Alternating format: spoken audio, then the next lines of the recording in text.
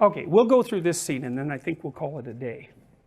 Okay, so now Pinocchio's gone free. He's been united with his conscience. He's learned a couple of lessons. Don't be an actor and don't lie. And those things are quite similar, right? And especially once you're caught in your actor trap, don't lie to get out, because that will just make it worse. So that's the first of his trials, his moral trials on the road to becoming real. All right, now here we're in a different place. We're at this, I think it's called the Red Lobster Inn, and it's a shadowy place, right? And it's kind of cave-like, so it's like it's an underground entrance to somewhere that's not good. And it's a foggy night, and you can't really see, so everything's murky and gloomy there. And so inside we see the coachman and the fox and the cat. And the coachman's a bad guy. He's that mask that we saw. First of all, he's the archetype of that mask that was judgmental about Pinocchio having a voice. And it's like one of the things Jung said about the shadow, and this is, I would say, one of the primary impediments to enlightenment, is that if you start looking at your motives for misbehaving, and I mean by that something very specific. I don't mean that you're misbehaving by someone else's standards. I don't mean that.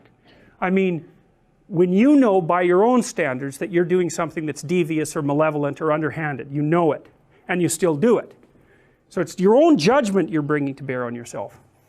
If you look at why you're doing that, the longer you look at it, the deeper a hole you dig. And so this is the motif of Dante's Inferno, fundamentally. So Dante's Inferno is a story about, I can't remember his name, unfortunately. Might be Dante, in fact, although I don't remember. He's led into hell by Virgil, who's an ancient philosopher, thinker. And hell has levels, and so the outer level is, and this is a Christianized version of hell, because there's hells of all sorts, but this is a Christianized version. And so on the outermost levels of hell, which is sort of like normal life, are the ancient philosophers, and they're still in hell because they weren't Christian, but it's kind of like, it's like cheap motel hell instead of the full pit thing, you know. And so then Dante goes deeper and deeper into hell until he gets right to the bottom of it. And it's been a while since I read it, but if I remember correctly, Satan himself is encased in ice at the bottom of hell, surrounded by people who betray others. And so Dante's notion was that the worst of all possible violations of moral behavior was betrayal, and that they're in the deepest levels of hell. And I really like that idea. I think it's true, because if you trust me, then you're manifesting the necessary courage that puts someone through life. You know, if you're smart, you don't trust me because you're naive. You trust me knowing that I'm full of snakes and so are you, but maybe we could cooperate and move things along nicely, you know, and we could reduce each other to our word, and we could cooperate. But you're awake, you know, and then I betray that, then I'm undermining your necessary faith in life and humanity. And you can really hurt someone that way. Like sometimes it's self-betrayal, but you can really do someone in that. We can really traumatize them. So that they can't recover. And so it's a really terrible thing to do to someone. And maybe it's the worst thing, and that was Dante's idea. And it's tied in. That makes very interesting reading if you read it at the same time as Milton's Paradise Lost, because those are metaphysical explorations. This is what they are. They're metaphysical explorations of the terrible places you can end up, and that people do end up. And also a metaphysical explanation of what spirit takes you there. So, because you might ask, well, why do you betray someone? And that is a deep question. And so you'll have your specific reasons, but under that there'll be some other reasons, and under that there'll be some other reasons, and under that there'll be some other reasons. And if you go all the way to the bottom, you come up with the ultimate reasons why you betrayed someone. And when you look at that, that will not be pretty. That's when your proclivity for evil, let's say, unites with the general human proclivity for evil, and you discover just exactly what you're capable of. And so Jung's notion was that, well, that was a full encounter with the shadow, which is, I suppose, partly what this course is about, because one of the things that I believe I told you at the beginning was that I was going to try to help you understand how it might be that you could be an Auschwitz guard. And to really understand that, that's a horrifying thing to understand. But I'll tell you, If you want to grow some teeth, that's a really good thing to understand. So we were talking about your capacity to negotiate before. Like if you aren't a monster, you cannot negotiate. But if you've got that under control, then you don't have to be a monster.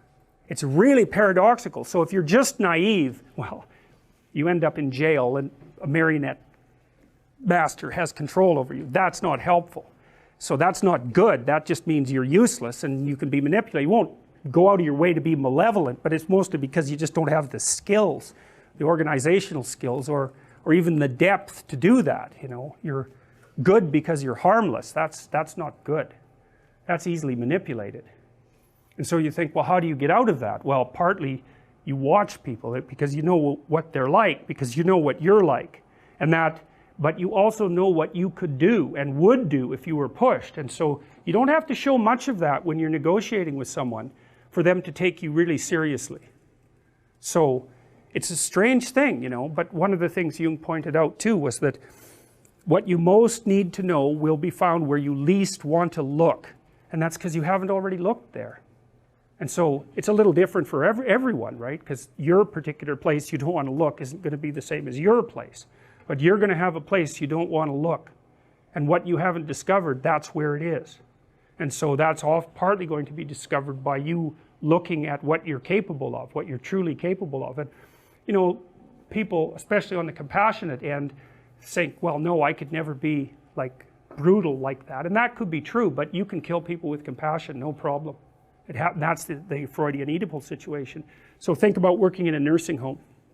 So there's actually a rule of thumb, which I also use to guide my interactions with children and also with my clients, and I would say with people in general. Do not do anything for anyone that they can do themselves. All you do is steal, you just steal it from them.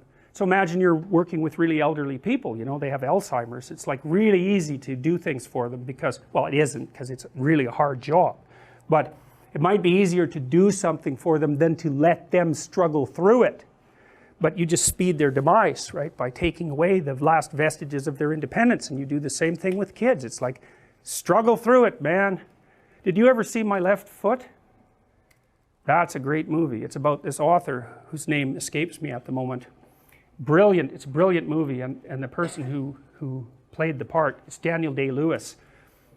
I think he won an Academy Award for it. But it's about this author in Ireland who was, I think he had cerebral palsy. And all he could really do was use his left foot. That was it. The rest of him was pretty spastic and not controllable. But he was there. He was very intelligent and he was with it. And his dad would not help him. He had to drag himself up the damn stairs with his left foot. He just would not help him. And what happened was he learned how to live. You know, he could function. And the book, which is called My Left Foot, and the movie does a lovely job of laying that out. But you have to be one hard-hearted son of a bitch to let your son crawl up the stairs with his left foot over and over. You think about that. But what's the alternative? You know, if he would have been, and of course he lays this out in the book, if he would have been catered to, he would have ended up just like you'd expect someone who was always catered to. So it's a very nice lesson in the triumph of fostering independence over too casual compassion. That's what I would say. Well, so you look at the coachman here. Kind of looks like a demented Santa Claus, you know. He doesn't have a beard, but it's a nice touch on the animator's part. He's even got the pipe and the red suit. And so he's listening to the fox and the cat brag about how much money they made selling Pinocchio to the puppet master and how evil and terrible they are. And they're bragging away, and he's the real thing, eh? He's the real thing. And he can see through their little petty, narcissistic, grandiose tales of quasi-criminality and has nothing but contempt for it. And you can see that in his facial expressions. Like he's sitting back a bit thinking, keep talking, bucko. Pretty soon I'm going to have you right where I want you. And so the fox and the cat are drinking beer and smoking cigarettes and talking about how evil they are and bragging about how they got one over on like a 4-year-old. Real impressive guys. Real impressive. And the coachman is thinking up his own nefarious schemes right now for what he might do with that puppet if he got his hands on him. And so that's when he reveals himself, right? So what you see, filmmakers just do it for a second. And that's an archetypal trip. It's like, you've got the fox and the cat, they're sort of petty examples of criminality and evil. And then you've got the coachman, and he's the real thing, but he's not really shown anybody who he is. And then at one scene in the bar, he lets his guard down and he lets them see what he's really like. And so you see this all teeth and predatory eyes and glee all at the same time, right? That's a bad combination. I'm going to eat you, and it's going to make me very happy. That's insanity. You do not want to see that look on someone's face. And so that's the look. And the fox is traumatized by that. He just, like, he thinks he's a bad guy. And he's not. He just can't be a good guy. He hasn't got the talent to be a bad guy. So, and then he's talking to the coachman and bragging, and the coachman's had enough of it and shows his real face. And it's like, that's not good. The fox gets a real glimpse into hell, and that just terrifies him. Like he's, and then the coachman, the other thing the coachman does is reveal his plans. And his plans are to kidnap Pinocchio along with a bunch of other boys and to take them to this place called Pleasure Island. And the fox knows what's going on there. And so it's the foreshadowing of the next stage of the adventure.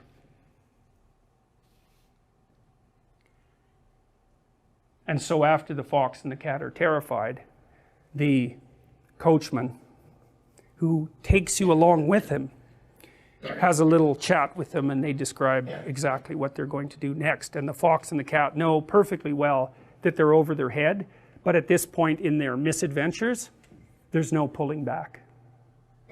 And I think we'll stop there, even though it's a little early, because that was a lot of material, and this is a really good place to stop. And so I'd be happy to take some questions if you guys have some questions.